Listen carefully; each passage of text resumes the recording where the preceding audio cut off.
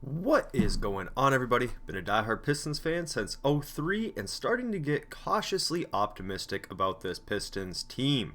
Last night was Ausar Thompson's first game back in action for the Detroit Pistons in 266 days.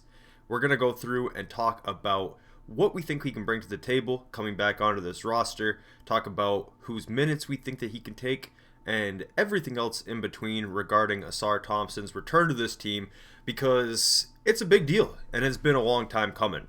So, of course, Ausar Thompson has been out for all of this year and a portion of last year due to blood clots. Fortunately, he is able to return. We don't have a ton of information on the actual blood clots themselves or anything along those lines, but can only assume that he is good to go and back to being able to play with little to no restriction, because in his first game back yesterday, JB Bickerstaff did play him 20 plus minutes right off the bat with really no regard for a minutes restriction or anything along those lines as far as I can tell.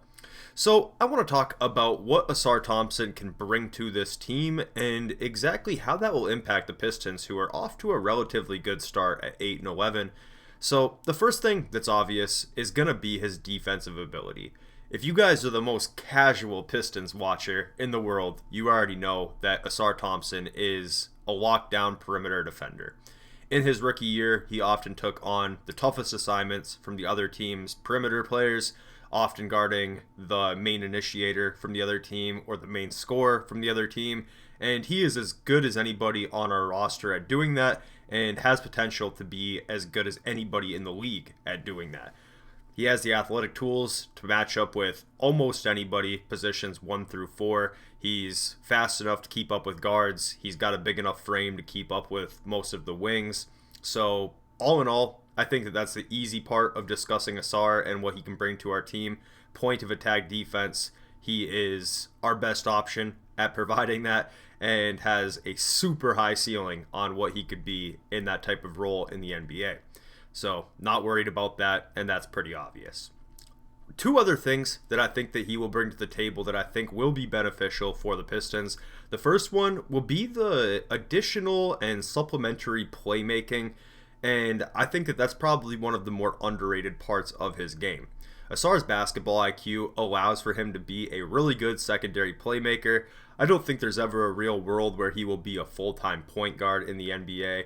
I don't think there's a world where he'll ever be as good of a playmaker as his brother Amen, but he's definitely good and above average in that category.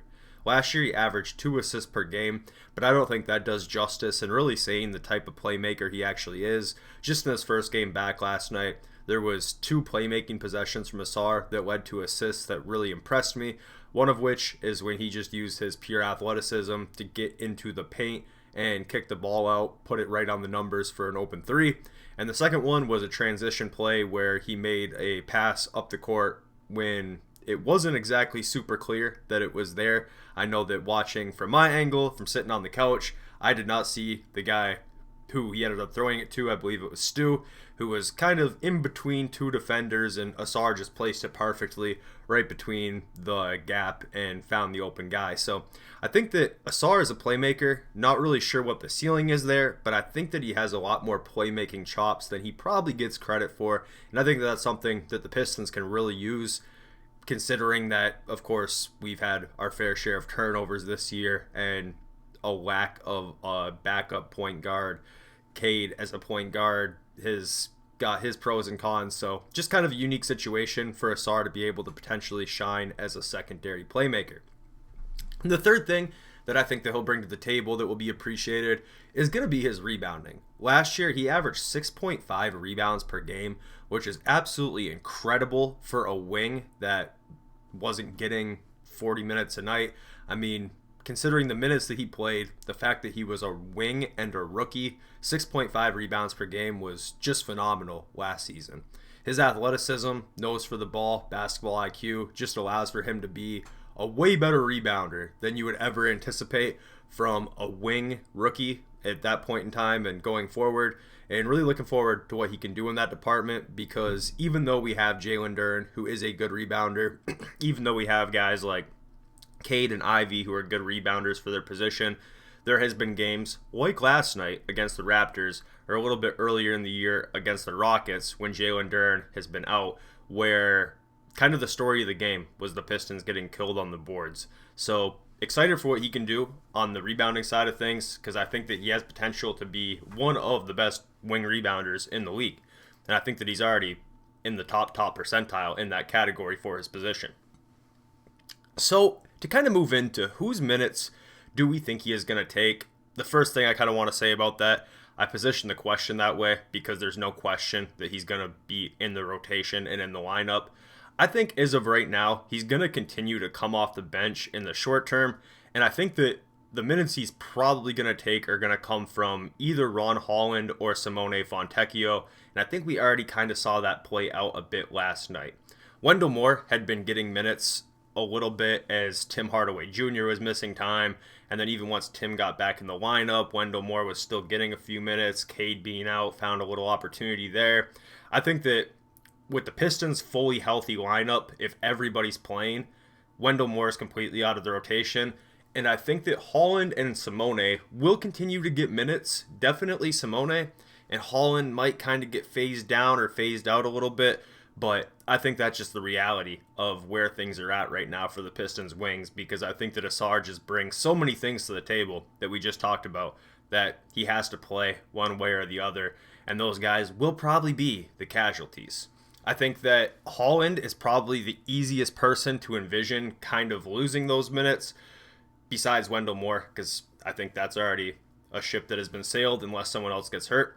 But I think that Holland is kind of the obvious candidate to lose some minutes because I don't think that you want to take minutes away from Simone and replace them with Ausar, because at that point you're just taking shooting off of the floor. Even though Simone hasn't been great, he can still space the floor at a level that Holland can't. So I think that it's just kind of an easier one-to-one to substitute some of Holland's minutes in for Ausar, because they do bring a lot of the same things to the table, but Ausar is just older, more experienced, and as of right now, better at the majority of those things.